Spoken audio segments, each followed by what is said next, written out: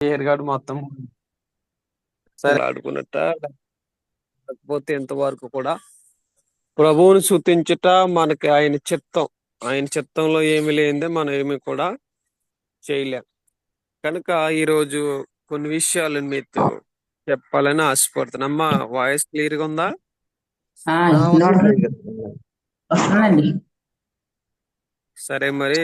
ఆ, మంచిది. మరి నేను ఈరోజు చక్కటి వర్తమానాన్ని మరి మీ కొరకు, దేవుడు మన కొరకు ఏదైతే అందించబోయి ఉన్నాడో ఆ మాటలు, కొన్ని విషయాలను మీకు నేను తేటగా కొన్ని మాటలు తెలియచేయాలని ఆశపడుతూ ఉన్నాను.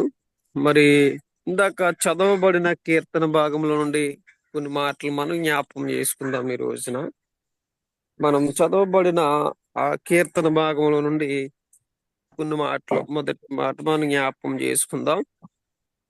అక్కడ ఒక మాట రాయబడి ఉంది. చదువుతారమ్మా? నాకు అందుబాటులో లేదు, మీరే చదవాలి. నేను నీ ఆజ్ఞలయందు నమ్మక ఉంచి ఉన్నాను. ఉమ్, మంచి వివేచన మంచి జ్ఞానము నాకు నేర్పుము. శ్రమ ఉమ్. కలుగక మునుపు నేను త్రోవ విడిచితిని. ఇప్పుడు నీ వాక్యమును అనుసరించి నడుచుకొనుచున్నాను. చాలు చాలు. మొదటగా ప్రియమైన దేవుని బిడ్డలారా, ఈ ఈ చదవబడిన యొక్క కీర్తన భాగములో మనం జ్ఞాపకం చేసుకుంటే ఆయన అక్కడ చక్కటి మాట చెప్తాడు. మొదటిగా నేను నేను శ్రమ కలగక ముందే ఏం చేశారట, నీ ఆజ్ఞలు నేను గైకున్నాను. ఎవరి ఆజ్ఞలు? దేవుని ఆజ్ఞలు. దేవుని యొక్క ఆజ్ఞలను ఆయన మరి ఆజ్ఞలను మనం గైకున్నటువంటి వారుగా ఉంటాం. ఈరోజు చాలా మంది ఎప్పుడు ఆజ్ఞలు గైకుంటారు అని అంటే, శ్రమ కలిగిన తర్వాత మనము అంతా అయిపోయిన తర్వాత మనకి మెలకువ వస్తది. చాలా మంది అనుకుంటుంటారు అన్ని అంతా అయిపోయిన తర్వాతే వారికి ఏమొస్తదని అంటే, నేను ఇది చెయ్యాలా లేకపోతే, అప్పుడు జ్ఞాపకం వస్తూ ఉంటది చాలా సందర్భాల్లో. అంతా అయిపోయిన తర్వాత మనం వెనక్కి తిరిగి చూసుకుంటే ఏముంటదంటే శూన్యమే కదంటారా? అవునండి. ఆ, అప్పుడు మనకు తెలిసి వచ్చేది ఎప్పుడు వస్తుందని అంటే, మనలో ఏది కూడా మరి ఇంకా చేయలేను, లేకపోతే ఇది నా వల్ల కాదు అని ఎప్పుడైతే మనం అనుకుంటామో, అనుకున్నప్పుడే మనం ఏమి ఇంకా చేయలేం. ఈ చేయలేని పరిస్థితులలో మనం అనుకుంటాం ఇంకా మన జీవితం అయిపోయింది, లేక మన బ్రతుకు ఇంకా అయిపోయింది, నా పని అంతే అయిపోయింది, ఇంక నేను ఇంతే అని చాలా సందర్భాల్లో మనం కృంగిపోతూ ఉంటాం. కానీ దేవుడు వాక్యము మనకి తెలియజేస్తుంది, మనము శ్రమలో ఇంకా ఎక్కువగా దేవుడితో సహవాసం చేసేటటువంటి వారుగా ఉండాలి. శ్రమలో దేవుడితో ఎక్కువ మనం దేవుని ఆరాధించేటటువంటి వారుగా మనం ఉండాలి. ఒక శ్రమయందు మనం ఎప్పుడైతే నిలకడగా మనం ఉండడానికి ఇష్టపడుతున్నామో, ఒక శ్రమలో మనం ఎప్పుడైతే మరి ఆయన కొరకు మనము నిలబడగలిగితే, అప్పుడు దేవుడు మనకి ఏమిస్తాడనంటే, శ్రమలలో నుండి మనలను మరి మార్చగలడానికి దేవుడు గొప్ప కార్యాలు చేస్తానని ఇక్కడ తెలియజేయబడుతుంది. అయితే ఈ శ్రమలో నుండి ఎలా ఎదుర్కోవాలండి, లేక ఈ శ్రమలో నుండి మనం ఎలా బయటపడాలండి అని అనుకుంటూ ఉంటాం. శ్రమలో నుండి బయటపడడానికి ఒకటే మార్గం. శ్రమల యందు మనం ఎప్పుడైతే కృంగిపోతామో, లేక శ్రమల యందు మనం ఎప్పుడైతే ఉండి ఆగిపోయిన స్థితిలో మనకి ఆధారముగా ఒకటి ఉంటది. ఆ కింద వచ్చి నుంచి చదవండమ్మా, అక్కడ అంటున్నాడు కదా, ఆ కింద మాటలో ఏమని తెలియజేస్తున్నాడు చూడండి. శ్రమలు కలగక మునుపు నేను ఉమ్, త్రోవ విడిచితిని. ఇప్పుడు రైట్. నీ వాక్యమును అనుసరించి నడుచుకొనుచున్నాను. చాలమ్మ చాలు. శ్రమలు కలగక ముందు నేను త్రోవ విడిచి తిరిగి తిని. ఇప్పుడు నాకు ఆ శ్రమలో నుండి తప్పించబడాలి అని అంటే నేను చేయవలసిన పనేటి? నీ వాక్యమును అనుసరించి. ఎవరి వాక్యమమ్మా? దేవుని దేవుని యొక్క వాక్యాన్ని అనుసరించి నేను నడుచుకుంటే నాకు వచ్చే శ్రమలు ఏమవుతాయి అని అంటే, ఆ శ్రమల్లో నుండి విడుదల కలుగుతుందట. చాలా సందర్భాలలో మనం అనుకుంటాం, నేను ఇక మరి మనం మరొక ఆలోచనలోకి మనం వెళ్తే యోబు భక్తుని చాలా సార్లు జ్ఞాపకం చేసుకున్నాం కదమ్మా. ఈయన అవునండి. ఎక్కడ నడిచాడనంటే ఒకప్పుడు ఈయన నడిచేదంతా శ్రమలోనే. ఈ శ్రమలో నడిచిన యోబు భక్తుని మనం చూసినప్పుడు ఈయన శ్రమల గుండా వెళ్ళినప్పుడు ఏం గుర్తుకొచ్చింది ఈయనకి అని అంటే దేవుడు వాక్యమే గుర్తుకొచ్చింది, లేక దేవుడే ఆయనకు గుర్తుకొచ్చాడు. ఆయనకు దేవుడు ఎప్పుడైతే గుర్తుకొచ్చాడో అక్కడ నుండి కూడా ఆయనక మనం అనుకోవచ్చు టర్నింగ్ పాయింట్, లేకపోతే ఆయనక ఏదైతే గమ్యం, ఆయనలో ఉండే గమ్యం ఏదైతే ఉందో ఆ గమ్యం వైపు చేరడానికి అతడికి గుర్తుకొచ్చింది ఏంటనంటే దేవుని వాక్యమే. ఆ వాక్యము ద్వారా ఏమయ్యాడనంటే శ్రమను ఎదుర్కొన్నాడు. ఈ రోజు నేను చెప్తున్న మాట ఏమిటనంటే మనము శ్రమలో ఉన్నప్పుడు మన శ్రమలో నుండి దేవుడు మనల్ని తప్పించాలి అని అంటే దేవుడు వాక్యాన్ని మనము చేత పట్టుకోవాలండి. దేవుడు వాక్యాన్ని ఎప్పుడైతే మనలో ఉందో అప్పుడుకి మనకి శ్రమలు వస్తాయి. ఏమండి, శ్రమలు రాకపోతే ఆ యొక్క దేవుడు బిడ్డలుగా ఉంటారంటారా? శ్రమలు రాకపోతే దేవుణ్ణి అనుసరించేటువంటి వారిగా ఉంటామంటారా? శ్రమలు వస్తాయి, శ్రమలు పడాలి. ఈ శ్రమలో నుండి మనం ఏమవ్వాలంటే దేవుడు కొరకు మనము కనిపెట్టుకుని, లేక ఆ యొక్క దేవుడి కొరకు మనము మరి దేవుడితో సహవాసం చేసేటువంటి వారుగా ఉండాలి. ఆ శ్రమలో నుండి దేవుడు తొలగిస్తాడు. యోబు భక్తుడికి వచ్చిన శ్రమలో ఎవరు కూడా భూమి మీద పడలేదు. యోబు భక్తుడికి వచ్చినంత కష్టాలు ఎవరికి రాలేదు. ఆయన పడిన శ్రమ ఎవరికి రాలేదు, ఆయన పడిన కష్టం ఎవరికి రాలేదు. అన్ని కోల్పోయినప్పటికీ కూడా యోబు భక్తుల్లో ఉండేది స్థిరత్వము కలిగి ఉంది. దేనిని నమ్మాడు అని అంటే ఆయన వాక్యాన్ని నమ్మాడు. ఏమ్మా, ఈ రోజు మనము కూడా చాలా సార్లు సందర్భంలో కొంచెం జ్వరం వస్తే శ్రమ వచ్చిందంటాం, లేకపోతే కొంచెం ఎక్కువగా అనారోగ్యం వస్తే శ్రమ వచ్చిందంటాం. మనం యొక్క పోలిక ఎలా ఉంటుందంటే యోబు భక్తుడితో మన యొక్క పోలికలు చాలా సందర్భాలలో మనం పోలి చేసుకుంటాం. యోబు పెట్టినట్టు శ్రమలు ఎట్టేసాడండి దేవుడు నాకు అంటాం. ఏమండి, నిజంగా యోబు పెట్టినట్టు శ్రమలు మనకు వచ్చినాయి అంటారా? లేదు. చిన్న చిన్న వాటికి కాదు. యోబు దేంట్లో నిలబడ్డాడంటే విశ్వాసములో యోబు నిలబడుతున్నాడు. ఈ రోజు నా ప్రియమైన స్నేహితులారా, ప్రియమైన దేవుని బిడ్డలారా, మనము శ్రమలో ఎక్కడ ఉండాలని అంటే ఓర్పులో ఉండాలి. అందుకే మాట అంటున్నాడు, ఎక్కడ చదువమ్మా మాట అంటున్నాడు కదా. ఆ వాక్యం కిందకి చదువుతా అంటున్నాడు. నీవు దయాళుడవై మేలు చేయుచున్నావు. ఆ నీ కట్టడలు నాకు బోధింపుము. అది మనము ఆయన దయను పొందుకోవాలి. ఏం పొందుకోవాలి చెప్పండి? ఆయన దయ. దయ. ఆయన ఆయన ఎవరు ఇప్పుడు? దయాళుడు. దేవుడు ఎవరండి? దయా హృదయం కలిగినట్టు వాడు. అవునంటారా? మనల్ని అవును. ఎంతగా మనల్ని ప్రేమించాడు అని అంటే ఆయన ఎంత దయగలిగిన హృదయం ఆయనకుంది అమ్మా. ఆ దయగలిగిన హృదయం ఉంది గనక ఆయన దయాళుడు. ఆ దయాళుడైన దేవుణ్ణి మనం సేవిస్తూ ఉన్నాం. ఆ సేవిస్తున్న యొక్క దేవుడు మనకేం చేస్తున్నాడు అని అంటే గొప్ప కార్యాలు మన జీవితాలలో దేవుడు తెలియజేస్తున్నాడు. అందుకు నీ దయగలిగిన యొక్క హృదయముతో నీవు నన్ను ఏం చేస్తావు అని అంటే నీ దయగలిగిన హృదయంతో నన్ను ఒక్కసారి నువ్వు జ్ఞాపకం చేసుకోవయ్యా. దేవుడు యొక్క దయగలిగిన హృదయంతో ఆయన మనల్ని జ్ఞాపకం చేసుకోవాలి. దేవుడు ఎప్పుడైతే ఆయన దయా హృదయముతో మనల్ని జ్ఞాపకం చేసుకున్నాడో మనము దానిని బట్టి ఏం చేస్తామనంటే సంతోషముతో మనము ప్రియమైన దేవుని బిడ్డలారా దేవుడి కార్యాలను మనము చూడగలుగుతాం. సమాధానముతో దేవుడి కార్యాలు మనం చూడగలుగుతాం. దేవుడి యొక్క గొప్ప కార్యాలు మన జీవితాలలో ఎన్నో, ఒకటి కాదు రెండు కాదండి. దేవుడు మన జీవితాలలో గొప్ప మేలు చేస్తూ ఉన్నాడు. ఈ మేలులను మనము మర్చిపోయి, లేక ఈ కార్యాలను మనం మర్చిపోయి ఆయన యొక్క జీవితాన్ని, మా దేవుడు మన కొరకు అర్పించిన జీవితాన్ని మనం మర్చిపోయి రోజున మనము పెరుగుతున్న పరిస్థితులు వస్తూ ఉన్నాయి. కానీ దేవుడు మన కొరకు చేసిన త్యాగాన్ని గుర్తించగలుగుతున్నారా? దేవుడు మన కొరకు చేసిన గొప్ప కార్యాలని గుర్తించగలుగుతున్నారా? జాగ్రత్తగా ఆలోచన చేద్దాం. ఆయన దయగలిగిన హృదయంతో మనల్ని అందరినీ కూడా ఏం చేస్తున్నాడండి? ఆయన సేవిస్తూ ఉన్నాడు. అందుకు దేవుడు ఎవరనంటే ఆయన దయగలిగినటువంటి వాడు.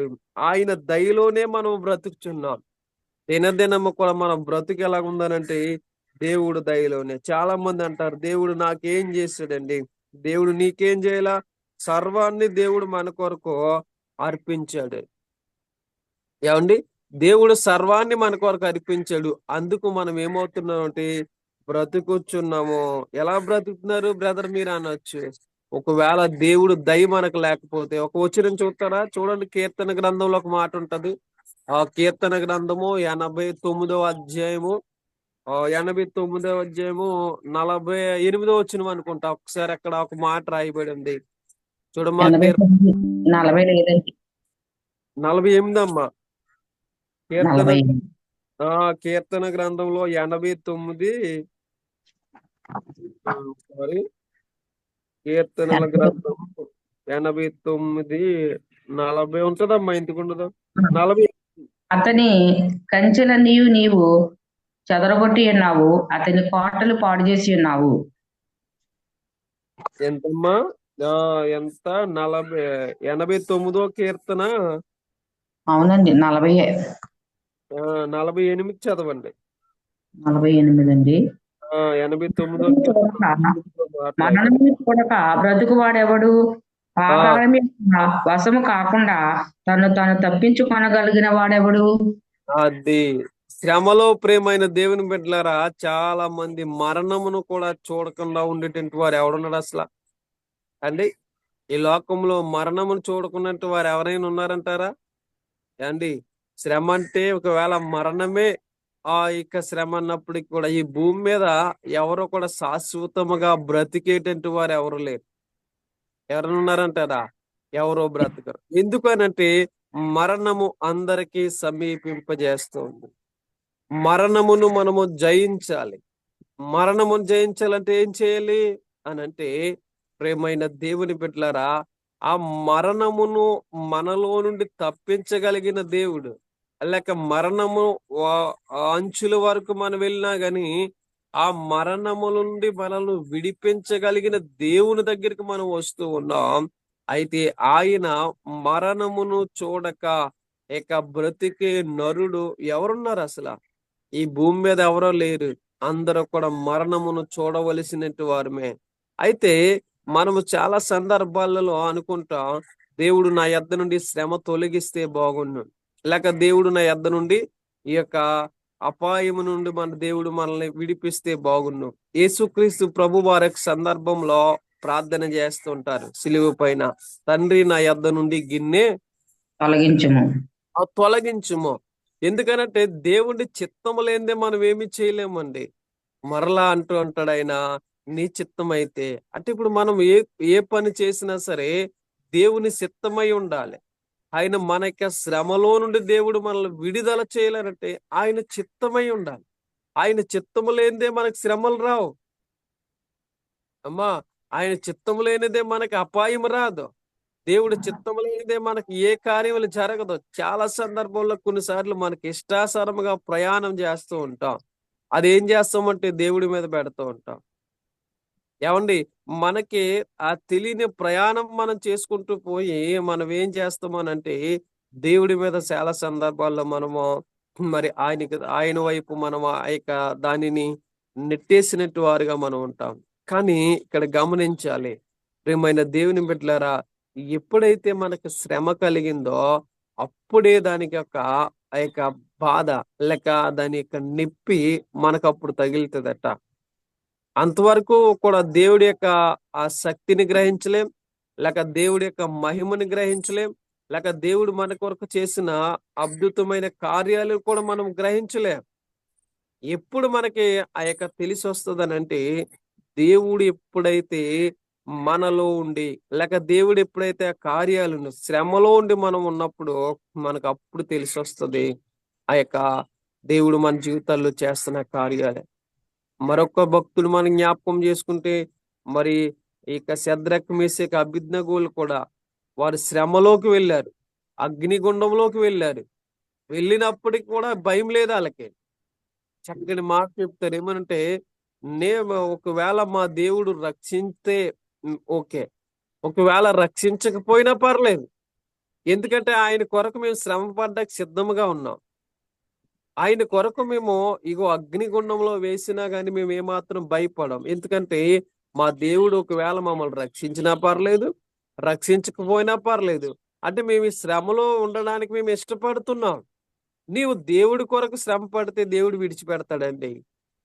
దేవుడు ఎవరి ఫలితాన్ని కూడా ఉంచుకోడమ్మా. ఈ ఉదయకాలపు సమయంలో నువ్వు తెల్లవారుజామున లేచి ప్రార్థన చేస్తున్నావు అంటే దేవుడు నీ ఫలితాన్ని ఉంచుకోవడం. అర్థమవుతుందండి? దేవుడు నీ ఫలితాన్ని ఉంచుకోడండి. దేవుడు నీకు కార్యం చేస్తాడు, రెట్టింపు చేస్తాడట ఆయన. నీవు ఆయన యొద్ద ఎంతైతే శ్రమ పడతావో ఆ శ్రమకు దేవుడు రెట్టింపు ఆశీర్వాదం ఇస్తాడు. ఒకవేళ ఈ రోజు రాకపోవచ్చు, ఈ రోజు దీవెన రాకపోవచ్చు, ఈ రోజు ఒకవేళ నీ దగ్గర ఏమీ లేకపోవచ్చు, కానీ నువ్వు అలాగే ఉంటే, ఆ శ్రమలోనే ఉంటే, ఆ శ్రమలోనే దేవుని ఎతకడం ప్రారంభం చేస్తే ఒకానొక రోజున నిన్ను చూసి అందరూ కూడా ఇదిగో ఒకప్పుడు ఇలాగున్నావు, లేక ఒకప్పుడు అది, ఒకప్పుడు ఇదని నిన్ను ఎవరైనా అన్నప్పటికీ కూడా వాటన్నిటిలో నుండి కూడా నీవు ఎలాగుంటావంటే శ్రమలో అయిన తర్వాతే దానికి విలువ వస్తుంది. ప్రియమైన దేవుని బిడ్డలారా, ఒక ఉదాహరణగా మనం చూస్తే ఇప్పుడు ఆ కొడవలు ఉందనుకోండి. ఈ కొడవలి ఏం చేస్తదంటే మనకి ఎప్పుడు కూడా ఈ దానిని యొక్క పదును పోయినప్పుడు ఏం చేస్తారంటే దాన్ని తీసుకెళ్లి జాగ్రత్తగా మొదట ఏం చేస్తారో అగ్గిలో పెడతారు. అగ్గిలో పెట్టి దానిని బయటికి తీసిన తర్వాత బాగా దాన్ని చుట్టించుకుని బాదుతారు. సుత్తించుకుని బాదిన తర్వాత మరలా దానికి ఏం చేస్తాడంటే అప్పుడు దానికి పదును పెడతాడండి. అది పదును పెట్టిన తర్వాత అప్పుడు వస్తుంది. అప్పుడు వస్తే అప్పుడు నుండి ఎలా చేస్తుంది, బాగా తెగడం ప్రారంభం చేస్తుంది. ఈ రోజు మనము కూడా ఏం చేయాలంటే ఒక శ్రమ వచ్చిన తర్వాత ఒక నలుగుతాం, శ్రమలో నలుగుతాం. ఈ శ్రమలో ఎప్పుడైతే మనం నలుగుతామో ఈ నలిగిన తర్వాత మనం ఎలా మారతామంటే ఇంకా పదునుగా మారాలి. ఆ శ్రమలో నుండి మనం బయట పడిన తర్వాత ఇంకా మనలో ఏం రావాలనంటే ఆ శ్రమ ఎప్పుడైతే నువ్వు పడుతున్నప్పుడు, ఆ శ్రమ ఎప్పుడైతే నువ్వు పడుతున్న శ్రమలో నుండి మనం ఎప్పుడైతే జయాన్ని పొందుకుంటామో అప్పుడు మనం ఎలా మారిపోతాం అంటే గొప్ప పదునుగా మారిపోతాం. ఆ పదునుగా ధీటైన పదును మనలోకి వచ్చేస్తుంది. ప్రియమైన దేవుని బిడ్డలారా, జాగ్రత్తగా ఆలోచన చేద్దాం. ఈ రోజు దేవుడు మనతో చెప్తున్నాడు. యోబు భక్తిని మనం చూసినప్పుడు శ్రమలు పడ్డప్పుడు ఎలా ఉన్నాడో, ఆ యొక్క శ్రమలు పొందిన తర్వాత దేవుడు అతన్ని ఎలాగ దీవించాడో, శ్రమలోనే అతనికి గొప్ప ఆయుధాన్ని దేవుడిచ్చాడు. శ్రమలోనే దేవుడు ఆయనకి మంచి ఆరోగ్యం ఇచ్చాడు. శ్రమలోనే దేవుడు ఏం చేశాడట, ఆయన నిలబెట్టాడు. ఈ రోజు నా బ్రతుకు అయిపోయింది, నా జీవితం అయిపోయింది, ఇంకా నేను ఇంతే, ఎందుకు నా యొక్క పనికి రాను, ఇంక అయిపోయిందని అందరూ విడిచిపెట్టారు. కానీ ప్రేమైన దేవుని బిడ్డలారా, దేవుడు మాత్రం విడిచిపెట్టలేదు. ఈ రోజు నా ప్రియమైన సియా ప్రియ తమ్ముడు, చెల్లి, అక్క, తల్లి, దేవుడు నీతో చెప్తున్నాడు. నీ జీవితం ఒకవేళ ఈ శ్రమలో ఉందా, ఇబ్బందులలో ఉందా, ఇరుకులలో ఉందా, ఎటువంటి ఏ కార్యము వైపు నువ్వు వెళ్తున్నప్పటికీ అన్ని నీకు అపజయాలు ఎదురొస్తున్నాయా, ఏమొచ్చినా నువ్వు భయపడాల్సిన పని లేదు. ఎందుకంటే దేవుడు వాక్యము ఏదో ఒక రోజున నిన్ను సరి చేయబోతుంది. నీకు శ్రమ వచ్చిందంటే నీవు ఇక సరి చేస్తాడు దేవుడు. నిన్ను సరి చేయడానికే దేవుడు నిన్ను ఇష్టపడుతున్నాడు. అందుకు ఒకవేళ మరణం అంచుల వరకు నువ్వు వెళ్ళినప్పటికి కూడా ఏమి భయపడాల్సిన అవసరం లేదు. మరణము ఎవరి యొక్క చిత్తంలో ఉందమ్మా చెప్పండి? మరణం ఎవరి చిత్తంలో ఉంది? దేవుని చిత్తంలో ఉందండి. మరణము దేవుడి చిత్తంలో. దేవుడు చెప్పకపోతే మరణం రాదండి. చాలా మంది అంటారు చూడండి, అన్ని ఆ వృద్ధాప్యంలో ఉన్నట్టు వారు చాలా మంది ఒక మాట చెప్తూ ఉంటారు. ఏమంటారు అని అంటే అన్ని ఉన్నాయండి, నాకు అన్ని సమకూర్చున్నాయి, అన్ని చూసేసాను నేను. ఇంకేమి ఈ భూమి మీద నేను చూడవచ్చింది ఏమి లేదండి. ఇంచుమించు 120 సంవత్సరాల వరకు నేను బ్రతికాను. ఇక నువ్వేం కావాలమ్మా, నువ్వేం కావాలి నీకు అని ఆశిస్తే ఆవిడ చెప్తే మాట ఏంటంటే, అతను చెప్పిన మాట ఏంటంటే, నాకు మరణం కావాలండి. వస్తుందా? దేవుడి చిత్తం లేని మరణం రాదు. జాగ్రత్తగా ఆలోచించేయండి. మనం ఒక శ్రమలో నుండి లేక ఆ శ్రమలో నుండి మన ఇబ్బందులను ఎదుర్కొని ఉండడానికి దేవుడు గొప్ప మాట, ఆదరణకరమైన మాట మనకిస్తున్నాడు. ఆయన మనకి శ్రమలో నుండి తోడుగా ఉంటాడో, ఆ శ్రమలో మనం ఎలాగ దేవుణ్ణి ఎదుర్కోవాలో రావాలి. మా అందరికి శ్రమలు వస్తాయి, కానీ శ్రమలో దేవుణ్ణి ఎత్తగడం తెలుసుకోవాలండి. శ్రమలో దేవుడి జ్ఞాపకం రావాలి. ఆ జ్ఞాపకం వచ్చిన దేవుణ్ణి మనం ఎలాగెత్తకాలో మనం తెలుసుకోవాలి. ఇక్కడ చాలా గొప్ప మాట ఉంటది. దొంగ, ఆ సిలువలో వేలాడుతున్న దొంగ కూడా చాలా సందర్భంలో మనం జ్ఞాపకం చేసుకున్నాం. అతడు చెప్తాడు, ఆ ప్రభువా నీ రాజ్యం వచ్చినప్పుడు నువ్వు నీ రాజ్యంలో నన్ను జ్ఞాపకం చేసుకోమని. ఇప్పుడు అతను పడుతుందేంటి? శ్రమ. శ్రమ పడుతూ కూడా ఏం చేశాడంటే దేవుణ్ణి జ్ఞాపకం చేసుకోమన్నాడు. అమ్మా చూసారా ఎంత అతడు శ్రమలో కృంగిపోతూ కూడా దేవుడితో చెప్తున్నాడు, దేవా నువ్వు నన్ను జ్ఞాపకం చేసుకుంటే చాలయ్యా బాబు, నాకేమొద్దు. నేను చేయవలసినంత చేశాను ఈ భూమి మీద. లేక నేను ఏ పాపములో ఉన్నానో, లేక ఏ శాపములో ఉన్నానో, ఎటువంటి పరిస్థితుల్లో నేను ఉన్నానో ఇవన్నీ నాకు తెలుసు. ఎలా ఉండాలో నీకు తెలుసు, ఇవన్నీ నేను చేసేసాను. కానీ నేను చేయవలసిన పని ఒకటి ఉంది. కానీ నన్ను నువ్వు జ్ఞాపకం చేసుకో, శ్రమలో నన్ను జ్ఞాపకం చేసుకోవయ్యా. నువ్వు జ్ఞాపకం చేసుకుంటే నువ్వు బ్రతుకుతాను ప్రభువా. ఇదిగో ఈ లోకమే నాకు శాశ్వతం అనుకున్నాను, ఈ జీవితమే నాకు శాశ్వతం అనుకున్నాను. ఇదిగో ఈ లోకంలో నేను జీవించిన జీవితమే నాకు ఎంతో గొప్పదనుకున్నాను. కానీ అది కాదు నాకు శాశ్వతమైంది, నీ దగ్గరే నాకు శాశ్వతమైన ఉన్నది అని గ్రహించాడండి. ఆ దొంగే నీ దగ్గరే నాకు శాశ్వతమైనది ఉన్నది అని గ్రహించగలిగాడు తప్ప, అందుకు ఈరోజు మరణము రుచి చూసిన తర్వాత యేసయ్య మేలు చూశాడు. ఆయన దొంగ మరణం చూసిన తర్వాత, అర్థమవుతుందమ్మా? దొంగ ఏం చూస్తుంటే మరణం చూసిన తర్వాత, శ్రమనందుకొని మరణం చూసిన తర్వాత ఆ మరణములో నుండి దేవుణ్ణి ఎతికాడు, గొప్ప మేలు చూశాడు. అందుకు ఇక్కడ ఆ కీర్తన భాగములో మరి మనకి తెలియజేశాడు. ఈ రోజున ప్రియమైన దేవుని బిడ్డలారా, అక్కడ ఆ యొక్క వాక్య భాగములో నుండి మనము జ్ఞాపకం చేసుకున్నప్పుడు మరొక మాట అక్కడ నేను జ్ఞాపకం చేసి మీకు నేను నా యొక్క సందేశాన్ని ముగించాలని ఆశపడుతున్నాను. ఎందుకంటే ఈరోజు దేవుడు అక్కడ చక్కని మాట ఉంది, కిందకి చదవము ఒక్కసారి ఆ మాట. చదువుతున్నాను. ఆ గర్విష్ఠులు నా మీద అబద్ధములు కల్పించుదురు, అయితే పూర్ణ హృదయముతో నేను నీ ఉపదేశములను అనుసరింతును. Right right. దేనితో మనం అనుసరించాలి? ఆయన మాటతో. అమ్మా మనము అను- ఆ గర్విష్ఠులు ఏం చేస్తారట? అబద్ధములు కల్పింతురు. వాళ్ళు గర్వంతో ఉంటారు ఎప్పుడు చూసినా. ఆ గర్వంతో ఉండి వాళ్ళలో ఏముంటదనంటే ఎప్పుడు చూసినా గర్వించడమే. మరి ఇక చూడండి, ఆ దేవాలయమునికి సుంకలు పరిచర్య వెళ్తారు. వాళ్ళు ఒక ప్రార్థన చేస్తారు, ఏమని? గర్వంతో కదా. ఆ గర్వంతో ఎలా ఉంటుందో ప్రార్థన అంటే, ఇదిగో ప్రభువా నేను ఇది తెచ్చాను, అది తెచ్చాను, వీడికన్నా నేను బెస్ట్, లేక వీడికన్నా నేను అన్ని అనేక పరిచర్య సుంకలు ప్రార్థన చేసినప్పుడు మనం చూస్తూ ఉంటాం. దాంట్లో హెచ్చింపుతాను అవునంటారా? దేవుడికి ఏమి నచ్చుతానంటే నిన్ను నువ్వు హెచ్చించుకోకూడదు. దేవుడు వాక్యం చెప్తుంది, ఎవడైతే తన్ను తాను హెచ్చించుకుంటాడో వాడు తగ్గించబడు. తగ్గించబడతాడో వాడు హెచ్చించబడతాడు. అది గర్వములో మనం ఏం చేయాలంటే దేవుణ్ణి హెచ్చించగలం. గర్వము కలిగి మనం ఉండకూడదు. మనం ఎక్కడ హెచ్చించాలి దేవుణ్ణి? అక్కడ కింద మాట్లాడడం, మన హృదయములో అనంటారా. ఉమ్. ఎప్పుడైతే మన యొక్క హృదయములో దేవుణ్ణి హెచ్చించాలి, లేక మన హృదయములో దేవుణ్ణి మరి ఆనందించేటువంటి వారిగా ఉండాలి. ఈ రోజు ప్రేమైన దేవుని బిడ్డలారా, ఈ ఉదయకాల సమయంలో మీతో నేను చెప్తున్న మాట ఏమిటంటే, మనము ఎప్పుడైతే దేవుణ్ణి మన హృదయాలలోకి ఆహ్వానిస్తామో, ఆ హృదయములో దేవుణ్ణి పెట్టుకుంటామో, లేక హృదయములో దేవుణ్ణి ధ్యానిస్తామో, ఆయన నిత్యము కూడా మనతో పాటు ఉంటాడు. ఆయన నిత్యము మనతో పాటు ఉంటాడండి. ఎల్లప్పుడూ ఉండే దేవుడండి. ఒక రోజు కాదు, ఒక క్షణము కాదు. నిత్యము నీతో ఉండే దేవుడు.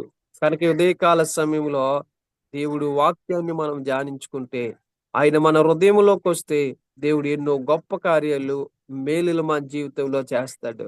అందుకే మొదటి మాటలో ఏమన్నాడమ్మా? అక్కడ మొదటి మాట మనం జ్ఞాపకం చేసుకుందాం.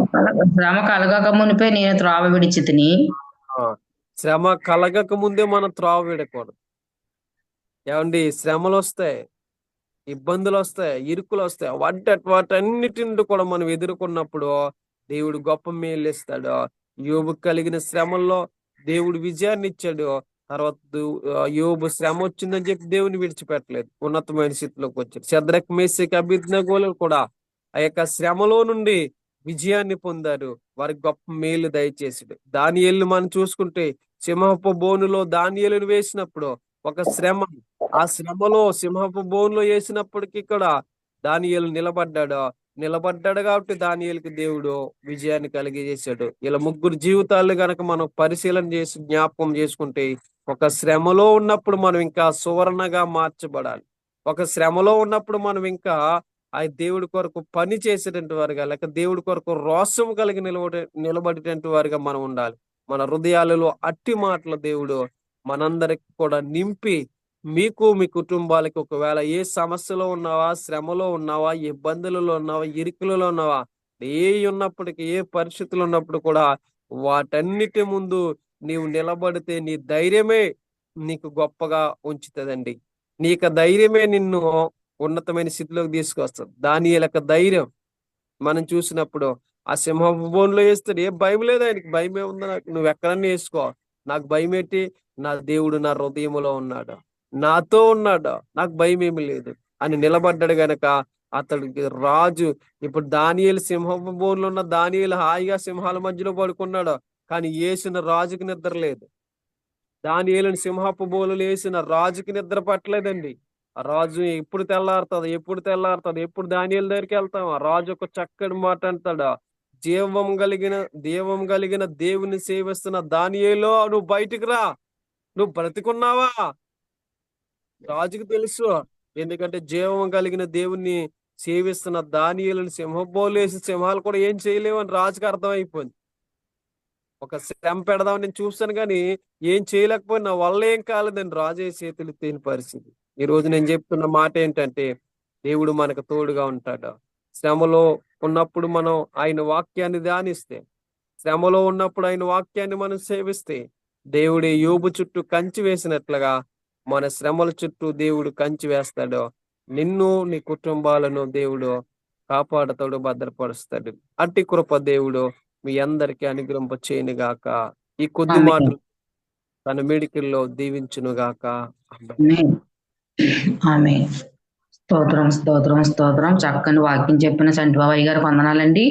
వందనాలమ్మా. హృదయంలో కరెంటు లేకపోయినా సరే చక్కటి వాక్యం వివరించారు అయ్య గారు. ఆ, మరి ఓకే అమ్మ, పర్లేదు. మరి ఏమీ లేదు, అందుబాటులో లేదు మనకి. ఏదైనప్పటికి దేవుడి కృప. అవునండి, అవును. చక్కగా చెప్పారు. మరి శ్రమ వచ్చినప్పుడు మనం కుమిలిపోకుండా ధైర్యంగా నిలబడాలని, అలాగే నిలబడిన వారిని కూడా చూపించారు.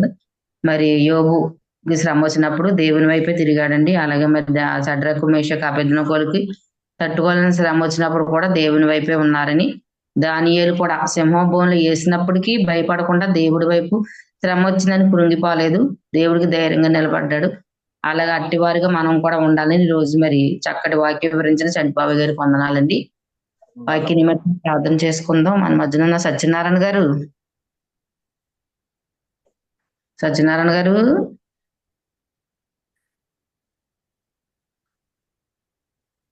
సరే అండి. జేపీ బ్రదర్ గారు, జేపీ గారు, బాబు గారు, పెట్రబాబు గారు వాయిస్ వినపడుతుందమ్మా? వినపడుతుందండి. చిన్న ప్రార్థన చేయండి వాక్య నిమిత్తం. తర్వాత అయ్యగారు ముగింపు ప్రార్థన చేసేస్తారు. ప్రార్థన చేసుకుందాం వాక్యం నిమిత్తం. మరి చక్కని వర్తమానం అందించిన సంటిబాబు అయ్య గారికి వందనాలు తెలియజేసుకుంటున్నాను. వందనాలు. వాక్యం నిమిత్తం చిన్న ప్రార్థన చేసుకుందాం. మహాపరిశుద్ధుడు, ప్రేమగల తండ్రి, మీకు వందనాలు, స్తోత్రాలు తండ్రి. మీ ఘనమైన నామానికి స్తుతులు స్తోత్రాలు చెల్లించుకుంటున్నాం ప్రభా. ఇదిగో తండ్రి, ఇంతవరకు జరిగిన అయ్యా ఈ ప్రార్థనలో తండ్రి నాయన, ఈ జూమ్ కార్యక్రమంలో తండ్రి మీరు తోడుగుండి నాయన, ఇదిగో తండ్రి నాయన బాధ్యత వహించారు. మీకు వందనాలు, స్తోత్రాలు తండ్రి. అయ్యా నాయన నా ప్రభువా యేసయ్య, మరి నెట్వర్క్ విషయం, సిగ్నల్ విషయం అనేకమైన ఆయన ఇదిగో తండ్రి నాయన ఆటంకపరచకుండా తండ్రి ముందుకు కొనసాగించినందుకు మీకు వందనాలు, స్తోత్రాలు తండ్రి నాయన. ఇంతవరకు తండ్రి చేసిన ప్రార్థనలో తండ్రి నాయన తోడుగున్నారు తండ్రి, జవాబు దయచేయండి. అయా పాటల్లో తోడుగున్నారు తండ్రి, చక్కని ఆరాధనలో తోడుగున్నారు తండ్రి, మీకు వందనాలు, స్తోత్రాలు అయ్యా. అయ్యా ఇదిగో తండ్రి నాయన వాక్యము ద్వారాగా తోడుగా ఉన్నారు తండ్రి, మీకు వందనాలు, స్తోత్రాలు తండ్రి నాయన. వాక్యము విని వెళ్ళి వరము కాకుండా తండ్రి వాక్యానుసారంగా మేమందరము జీవించడానికి సహాయం చేయమని ప్రార్థన చేస్తున్నాం తండ్రి. అయ్యా ఇదిగో తండ్రి స్తోత్రాలు తండ్రి నాయన. నా ప్రభువా చేసిన ఇదిగో తండ్రి నాయన, ఆయన ఇదిగో తండ్రి చెప్పిన వాక్యాన్ని బట్టి తండ్రి ప్రార్థన చేస్తున్నాను తండ్రి. అయా వాక్యము ద్వారాగా తండ్రి అనేక మంది ఆత్మలు రక్షించబడాలి తండ్రి నాయన. ఈ వాక్యము ద్వారాగా తండ్రి నాయన అయా అనేక మంది స్వస్థపడాలి తండ్రి నాయన. నా ప్రభు యేసయ్య, పరిశుద్ధాత్మ దేవుడా వందనాలు, స్తోత్రాలు తండ్రి.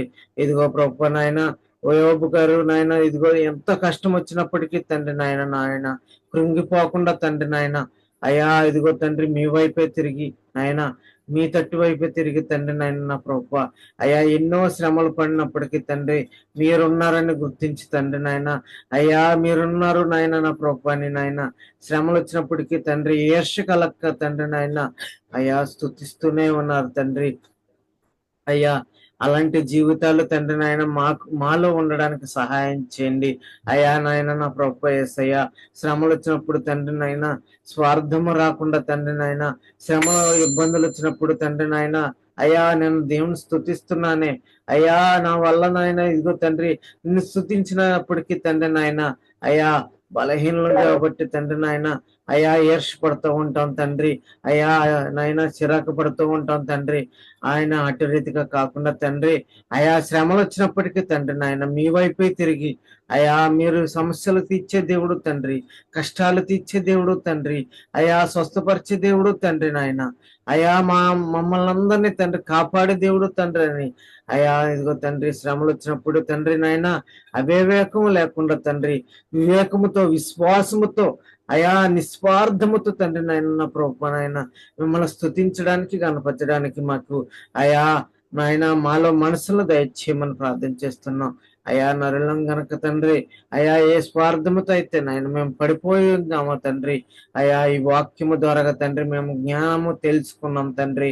అయా అటు రీతిగా నాయన పడిపోకుండా అవిశ్వాసంలో పడిపోకుండా అయా విశ్వాసంలో మేము అందరం కొనసాగడానికి సహాయం చేయమని ప్రార్థన చేస్తున్నాం. అయా ఇదిగో తండ్రి వాక్యం చెప్పిన సంటి బాబాయ్ గారికి దీవించండి, ఆయన సంఘాన్ని దీవించండి తండ్రి నాయన, ఆ యొక్క సంఘం విశ్వాసాలను దీవించండి ప్రభు. అయా కుటుంబాన్ని దీవించండి, చిన్న చిన్న బిడ్డల తండ్రి నాయన ఇదిగో తండ్రి నాయన చదువులోను జ్ఞానంలోను దయచేయమని ప్రార్థన చేస్తున్నాం. ఆ కుటుంబాన్ని నిండైన ఆశీర్వాదాన్ని కుమ్మరించమని ప్రార్థన చేస్తున్నాం.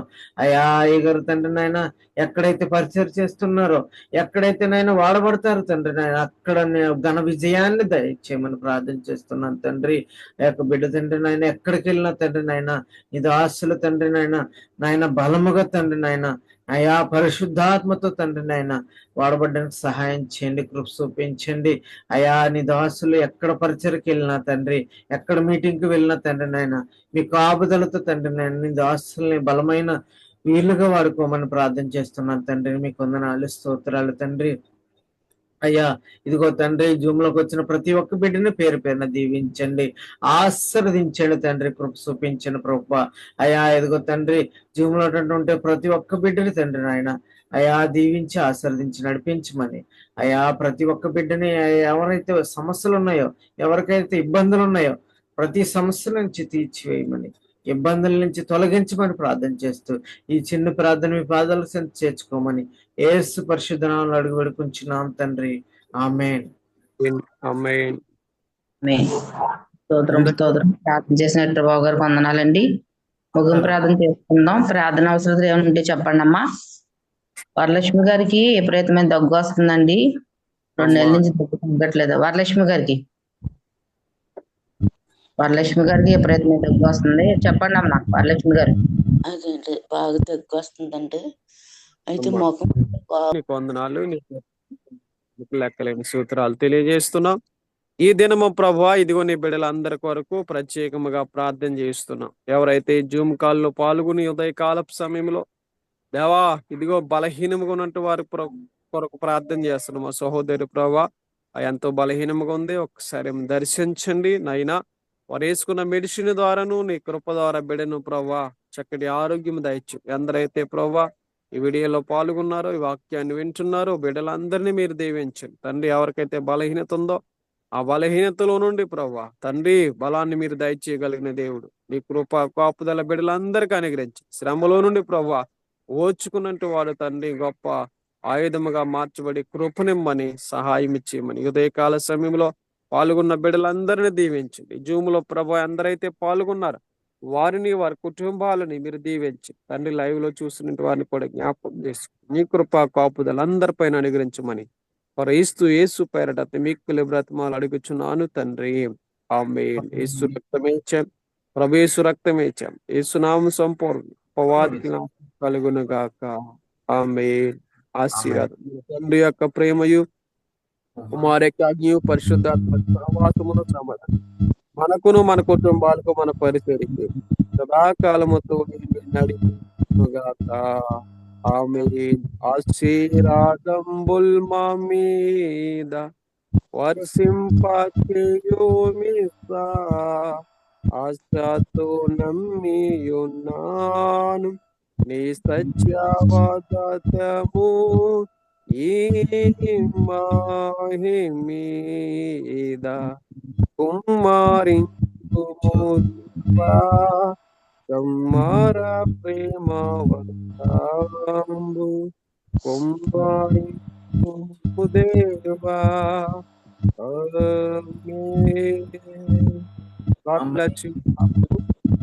దేవుడు మిమ్మల్ని అందరినీ దీవించును గాక.